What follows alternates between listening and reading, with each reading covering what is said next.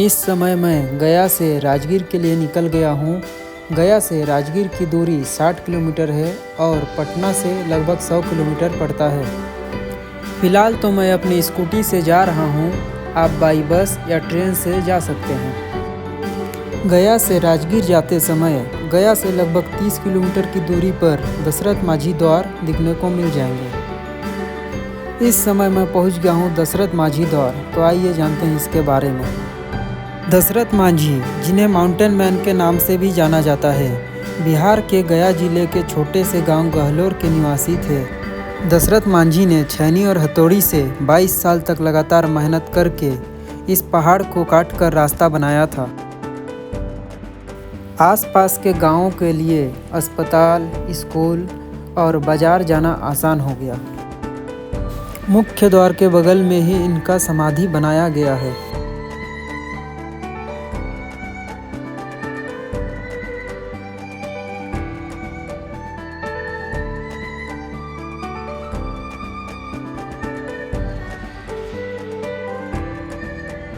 राजगीर जाते समय आपको बेहद खूबसूरत पहाड़ और रास्ते दिखने को मिलेंगे।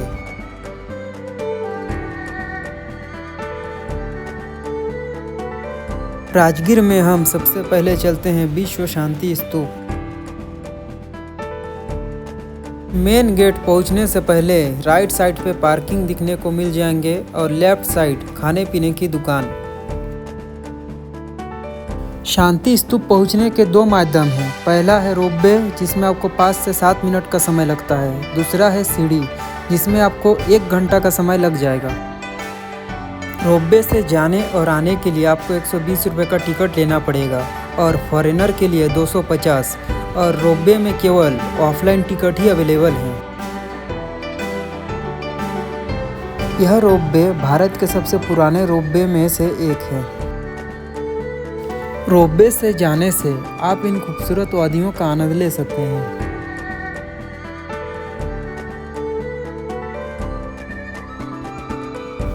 विश्व शांति स्तूप शांति और अहिंसा के प्रतीक के रूप में जाना जाता है। शांति स्तूप का निर्माण विश्व शांति के लिए जापान के निप्पोंजन मायोहोजी संगठन के सहयोग द्वारा बनाया गया था।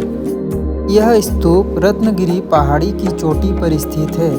यह स्तूप सफ़ेद संगमरमर से बनाया गया है। इसमें बुद्ध की 4 मूर्तियां हैं, जो चारों दिशाओं की ओर मुख किए हुए हैं। सभी मूर्तियां भगवान बुद्ध के जीवन के अलग अलग चरणों, ज्ञान, जन्म, प्राप्ति, उपदेश और महापरिनिर्वाण को दर्शाती है। शांति स्तूप के सामने ही नीचे जाने के लिए सीढ़ी बना हुआ है।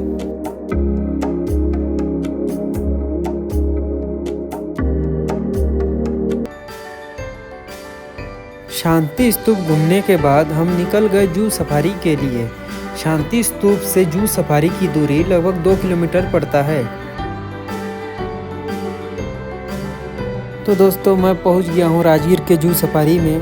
तो मैं इससे पहले कभी भी कहीं भी जू सफारी में नहीं गया हूं, तो ये मेरा फर्स्ट एक्सपीरियंस रहेगा। तो चलिए देखते हैं अंदर क्या होना है और कैसे होना है।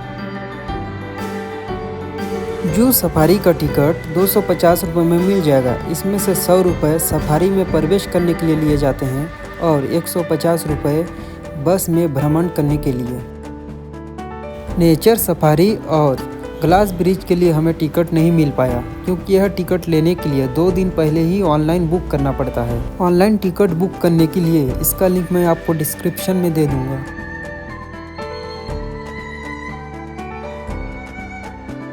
यहाँ छोटा सा म्यूज़ियम भी बनाया गया है, तो चलिए देखते हैं अंदर में क्या क्या है।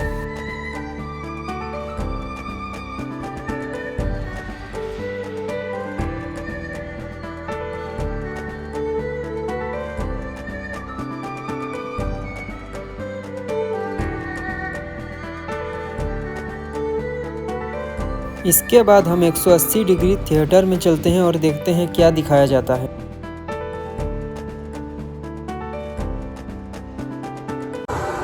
ये महासागर है, मीलों दूर तक फैला हमारे जीवन का केंद्र, जिसका पानी हर देश की सीमा से परे है। हमें सांस लेने के लिए जरूरी ऑक्सीजन का 50 से 80% इन्हीं समुद्रों के पानी से आता है। ये भी कह सकते हैं कि ये सागर एक विशाल संयुक्त परिवार की तरह है, जिसमें ये सभी जीव एक ही घर में रहते हैं, जैसे मछलियाँ, मोलस्क, डॉल्फिन, सील, वॉलरस। तो गाइज हमारा बस आ चुका है, हम चलते हैं जू सफारी की ओर। थिएटर से निकलने के बाद हम निकल गए जू सफारी के लिए। तो चलिए आगे देखते हैं, बहुत ही मज़ा आने वाला है। एसी ऑन करो ना भाई, गर्मी लग रही है।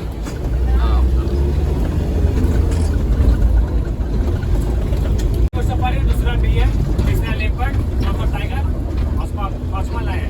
यानी हर एक एनिमल्स को एक दूसरे से सेपरेट किया गया है, अलग-अलग एरिया में दिया गया है। अगर टोटल एरिया की बात करें तो 400 कॉस्मल एरिया चला हुआ है। तुम बोल रहे हो इन लोगों का सिंक परमानेंट नहीं होता, साल में एक बार गिर जाते हैं और पुनः आते हैं। और नीले का ब्लैक बैग होते हैं ना, उन लोगों का सिंक परमानेंट होता है। क्या पड़ा हुआ? ये क्या पड़ा हुआ? अरे हमारे बच्चे सुन रहे, क्या पड़ा हुआ? क्या पड़ा हुआ? तो आप लोग मुझसे कोई बता सकते हैं जू और सफारी में क्या अंतर होता है? जैसे जू में एनिमल्स बंद रहता है, सफारी में हम लोग बंद हैं, वो लोग ओपन है, तो हम लोग उसकी मर्जी से देखेंगे। अगर लग सही रहा है तो पास में देख देंगे, लग खराब रहा है तो देख सकते हैं। तबियत गड़बड़ा है, उसको सुतल है, धूप सक रहा है ठंडी में। देखो हुआ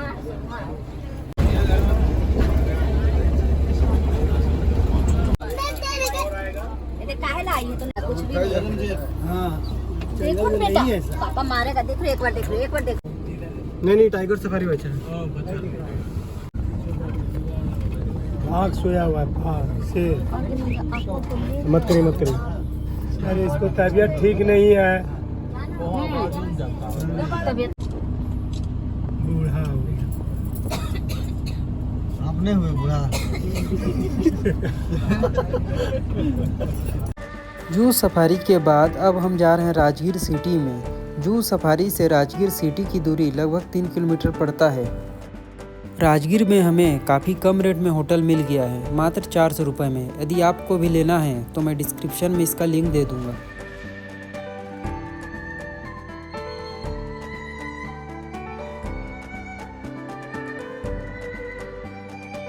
तो गाइज अब हम चलते हैं नालंदा के भग्नावशेष में। नालंदा का भग्नावशेष राजगीर से 14 किलोमीटर पड़ता है, और अगर आप पटना से आना चाहते हैं तो लगभग 90 किलोमीटर पड़ता है। मैं पहुंच गया हूं नालंदा के भग्नावशेष पे, तो चलिए अंदर चल के देखते हैं। अंदर प्रवेश करने के साथ ही आपको लेफ़्ट साइड में टिकट काउंटर देखने को मिल जाएगा, तो आप यहां से टिकट ले सकते हैं। टिकट का प्राइस है 40 रुपये, और यदि अगर आप ऑनलाइन टिकट कराना चाहते हैं तो आपको 35 रुपये में टिकट मिल जाएंगे, और फॉरेनर को यहाँ 600 रुपये का टिकट कटवाना पड़ता है।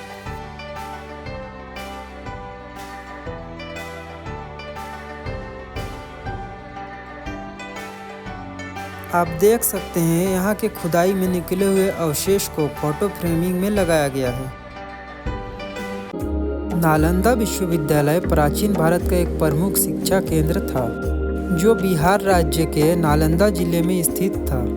इसे विश्व के सबसे पहले आवासीय विश्वविद्यालय में से एक माना जाता है।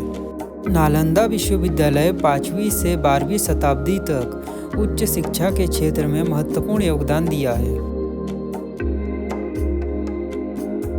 आपको बता दूं कि इस विश्वविद्यालय में एक 9 मंजिला लाइब्रेरी थी, जो धर्मगंज के नाम से प्रसिद्ध था, जो 3 भवनों में विभाजित था, रत्न सागर, रत्न दधि और रत्न रंजक। इसमें 90 लाख से अधिक पांडुलिपियां और ग्रंथ शामिल थे। इस लाइब्रेरी में आग लगने के बाद 3 महीना तक इसमें आग जलती रही।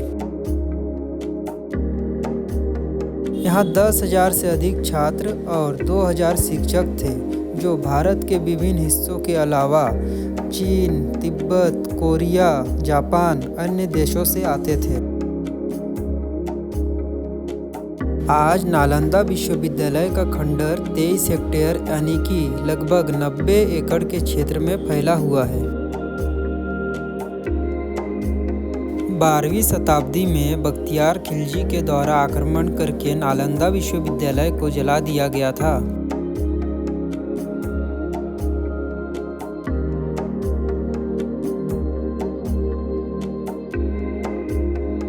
यहाँ आपको काफ़ी ज़्यादा टूरिस्ट और फॉरेनर देखने को मिलेंगे।